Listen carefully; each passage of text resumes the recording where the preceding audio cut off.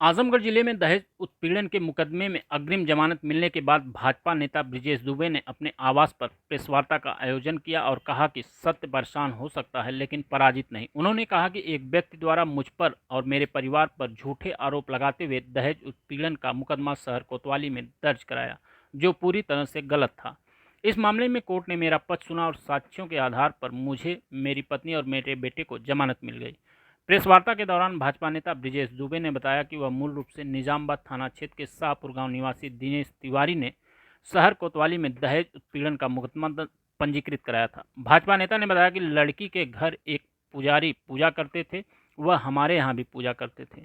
उन्हीं के द्वारा शादी तय कराई गई थी। शादी तय होने के बाद लड़की के पिता ने उनसे घर बनवाने के नाम पर एक बार 5 लाख, दूसरी बार 3 लाख व तीसरी बार 2 लाख रुपए उधार लिए।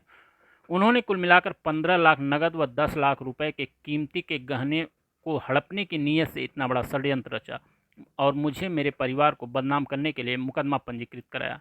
भाजपा नेता ने बताया कि लड़की के द्वारा मुझे केवल 21,000 रुपये शगुन के नाम पर गोद भराई में दिए गए। भाजपा नेता ने कहा कि उनका आरोप था कि उनके पुत्र को डॉक्टर बताकर शादी तय किए थे। वो आरोप भी उनके द्वारा गलत लगाया गया था। भाजपा नेता ने बताया कि फार्मेसी की डिग्री लेने के बाद नाम के आगे डॉक्टर लिखा जा सकता है। मैंने पलनी में ट्रेनिंग की बात कही थी, नौकरी की बात नहीं। उन्होंने कहा कि जब मेरे द्वारा दिए गए रुपए मांगे गए तो उन्होंने मेरे खाते में रुपए भेजे, जिसे वह दहेज का रुपया बता रहे हैं। भाजपा नेता ब्रिजेश दुबे ने कहा कि लड़की के पक्ष के लोगों ने जिस प्रकार से उनका मानसिक, शारीरिक व सामाजिक हत्या की है, उनके खिलाफ वो न्यायालय का दरवाजा खटखटाएंगे। सबसे पहले मैं आप सभी को सादर प्रणाम करता हूं।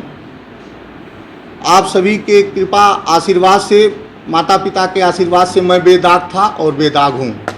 सत्य परेशान होता है, पराजित नहीं होता। मेरे ऊपर लड़की पक्ष ने गलत आरोप लगाया था, जिसका साक्ष्य मैं न्यायालय में पेश किया और न्यायालय ने मुझे, इसीलिए मैं आप सभी के आशीर्वाद को लेने के लिए और अपने आप को बेदाग साबित करने के लिए आप सभी को अपने यहाँ बुलाया हूँ। किसने लगाया था, कहाँ के निवासी थे और आपके रिश्ते में क्या मतलब होने वाला, बताइए। हमारे होने वाले रिश्तेदार थे। ठीक है। हमारे बेटे की शादी के लिए उनके घर पूजा पाठ करने का पुजारी, जिनका नाम वेद प्रकाश तिवारी है,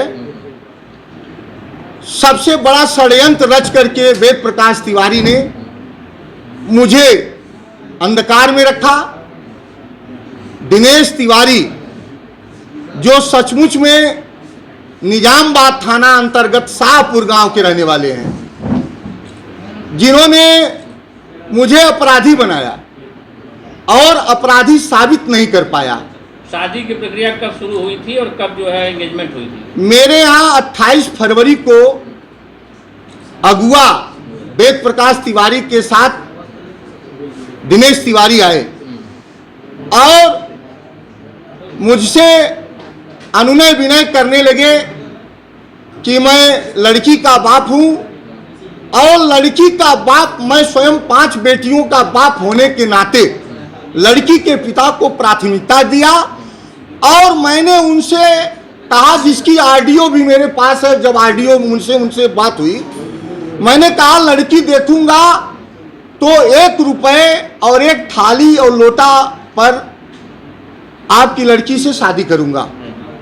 और जितने भी उन्होंने मेरे ऊपर आरोप लगाया है कि ये मुझसे बार बार पैसा मांगे हैं, मेरे भाई और मेरे लड़के को अपने घर से गाली देकर भगाए हैं, सबका साक्ष्य उनका और मेरा ऑडियो क्लिप मेरे पास है, जो आप सभी को दूंगा। उस सब का जवाब उन्हीं के ऑडियो में खुद आप सभी को मिल जाएगा। सबसे बड़ा उनका आरोप था कि आपने अपने लड़के को पलनी में फार्मासिस्ट बताकर शादी तय की, जबकि ऐसी कोई ना आपके लड़के के पास कोई डिग्री थी, ना उसका अपॉइंटमेंट था। मैंने कहा कि वो मेरे ऊपर सारे गलत आरोप लगाए हैं। मैंने कोर्ट में अपने बेटे का फार्मेसी का और एक्ट की सारी सबूत, जिसे इस संसार का भगवान माना जाता है, उस सबूत को लेकर मैं न्यायालय में अपना सबूत सुपुर्द किया और न्यायालय के देवता न्याय भगवान ने हमको उस सबूत के आधार पर अग्रिम जमानत देकर के आप सभी के बीच में मैं बेदाग था, बेदाग हूं और बेदाग रहूंगा। मैं संस्कारी था, संस्कारी हूं और संस्कारी रहूंगा। उन लोगों का एक आरोप था कि आपने अपने लड़के के आगे डॉक्टर लिखवाया था।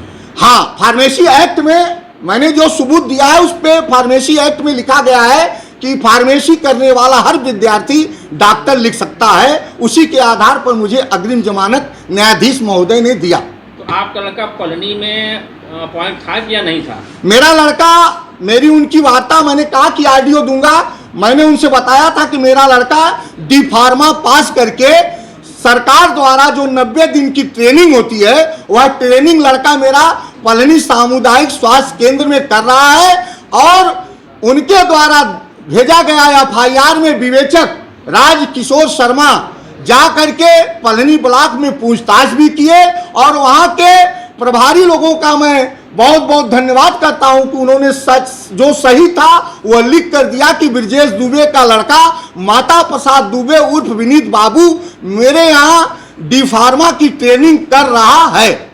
अच्छा, उनका ये भी आरोप था एफआईआर में कि आपने 17 से 18 लाख रुपए शादी के नाम पे ले लिए। मैंने आप सभी महोदय से बताया कि हमारे और उनके कुछ रिश्ते मीठे हो गए थे। वो अपने घर मुझे कभी नहीं ले गए। मेरे नात रिश्तेदार बताए कि आप लड़की का घर देखे हैं कि नहीं, शादी किस बेस पर तय कर लिए। तो मुझे वो राज पैलेस में पहले दिन 2 मार्च को अपनी लड़की को दिखाए जिसमें मेरा परिवार, उनका परिवार और अगुआ स्वयं थे। उनके सामने मेरी पत्नी ने अपने हाथ की 4 चूड़ी उस लड़की को देखने के लिए पैतृक गहना 4 चूड़ी उस लड़की को दिया, एक पाजेब दिया, एक नाल की कील दे करके राज पैलेस में पहले दिन छेका किया। ठीक है, तो जो उनका आरोप पैसा लेने का है कि आपने शादी के नाम पे बहुत कई किस्तों में लाखों रुपए ले लिए थे। मैंने कहा आपसे श्रीमान जी की ऑडियो मेरे पास है, मेरी उनकी वार्ता हुई है। मैं हर ऑडियो में जब जब मुझको वो बार बार मुझे मानसिक रूप से प्रताड़ित करते थे कि आप क्या लेंगे, मैंने कहा था कि मैं ब्राह्मण का लड़का हूँ, ब्राह्मण समाज का लड़का हूँ, एक लड़की का बाप हूँ, सिर्फ लड़की देख करके लड़की पर शादी करूंगा। और मुझसे उन्होंने कहा कि मेरी पत्नी हमेशा लोन ले लेकर के परिवार का परवरिश कर रही है और मुझे वह घर जहां आपको बुलाऊंगा वह घर मेरा भी बहुत गड़बड़ है। मुझे घर बनवाने के लिए अगर कहीं से पैसा मिल जाए या आप खुद दे दे तो मैं आपका पैसा फिर पत्नी के नौकरी पर, उनकी पत्नी हलुआडी प्राइमरी पाठशाला में सहायक अध्यापिका और इस समय प्रधानाचार्य का कार्य लेके है, वो अपने नौकरी पर आपसे लोन ले करके और फिर मैं आपका पैसा वापस कर दूंगा। आप सभी लोग जानते हैं कि मैं अपने पिताजी की पुण्यतिथि हर 11 जुलाई को करता हूं, जिसमें सभी सम्मानित संभ्रांत लोगों को बुलाता हूं। मेरे पिताजी की पुण्यतिथि 10 को रामायण और 11 को होनी थी। मैंने पहले उनसे कहा कि पैसा जो आपने मुझसे एक बार आप 5 लाख लिए हैं, जिसका सबूत मेरे पास है, फिर कम पड़ गया तो 3 लाख ले गए, फिर कम बढ़ गया तो 2 लाख ले गए। और वह ऑडियो में कह रहे हैं कि मैं 21,000 से ज्यादा आपको बरच्छा नहीं दे पाऊंगा। मैं सम्मानित व्यक्ति अपने सम्मान को बचाने के लिए उनके लड़के को जो यह कूटरीत पूरी शादी में रचा है, अंकित तिवारी, वो 5 लाख रुपए 500 की करेंसी 500 की गड्डी मैं अपने सबूत के साथ दिया हूं उस थाल में रखने के लिए। इस तरह से मेरा वह 15 लाख रुपया नगद और लगभग 10 लाख रुपए तक का गहना हड़पने की मंशा से मेरे ऊपर कूट रचना करके यह एफआईआर किए। लेकिन एक चीज आप लोग जान लें, सत्य परेशान होता है, पराजित नहीं। और कुछ आपराधिक किस्म के और असंस्कारिक लोग मेरे ऊपर कमेंट किए हैं। मैं उस कमेंट का भी उनसे जवाब न्यायालय द्वारा लूंगा। वह लोग भी जवाब देने के लिए तैयार रहें, क्योंकि जब हाथी मस्ती में चलती है तो सैकड़ों कुत्ते भौंकते हैं, लेकिन किसी कुत्ते की औकात नहीं कि उस हाथी के पास आए। वही काम टिप्पणी करने वालों ने किया। उन लोगों ने कहा कि हमने खाते से दिया है, आप भी खाते से दिए पैसा? नहीं, मैं उनको सारा पैसा मैं पहले से कह रहा हूँ, मेरे ऊपर जब 1 तारीख को FIR कोतवाल महोदय ने किया, कोतवाल महोदय एक राष्ट्रद्रोही को क्लीन चिट दे सकते हैं और एक संस्कारी बालक के ऊपर इतना धारा लगा करके कचहरी तक भेज सकते हैं। कोतवाल महोदय को भी इसका जवाब देना होगा कि आपने एक राष्ट्रद्रोही को क्लीन चिट दिया किस बेस पर और एक संस्कारी बालक के ऊपर किस आधार पर इतना मुकदमा दाखिल किया है, उसका भी जवाब उनको कोर्ट में देना होगा। लड़की पक्ष में आप क्या कानूनी कार्रवाई करेंगे? मैं अपने लिए न्याय की अपील करूंगा। मेरा मानसिक, शारीरिक और सामाजिक हत्या करने की कोशिश अगुआ और लड़की और कोतवाल महोदय मिलकर किए हैं, जिसके लिए मैं न्यायालय का दरवाजा खटखटाऊंगा और दूध का दूध और पानी का पानी करके तब आप एक मैंने कसम खाया था कि 1 तारीख को मैंने अपनी मोबाइल बंद किया था, जब तक बेगुनाह नहीं साबित कर लूंगा आपके सामने शक्ल नहीं दिखाऊंगा। आज न्यायाधीश महोदय ने मुझे 25 तारीख को अग्रिम जमानत दिया है। उसके बाद मैं माता विंध्यवासिनी पर विश्वास करता हूं, उनके शरण में जाकर के मत्था टेका कि हे मां, आपने मुझे न्याय दिया है और इसी तरह मुझे न्याय दीजिएगा। जो मेरे ऊपर कलंक लगाया है उसको सजा दीजिएगा और माता के घर देर है अंधेर नहीं है। लेकिन अग्रिम जमानत को क्लीन तो नहीं माना जा सकता ना? नहीं, मैं अपने आप को आप लोगों के बीच में आज यह जो वार्ता कर रहा हूं, मैं एक अपराधी था। मुझे विवेचक कोतवाल अरेस्ट करके मेरे मानसिक, शारीरिक और राजनीतिक छवि को खराब करने की कोशिश कर रहे थे। उस छवि को बचाने के लिए मैं न्यायाधीश महोदय से अपने सारे सबूत को दिया और विद्वान अधिवक्ता हमारे प्रशांत उपाध्याय जी ने बहस किया और उसमें न्यायाधीश महोदय ने मुझे उस योग्य समझा, तो मुझे उस करके अग्रिम जमानत दिया जो आज आपके सामने बताने के योग्य हूँ।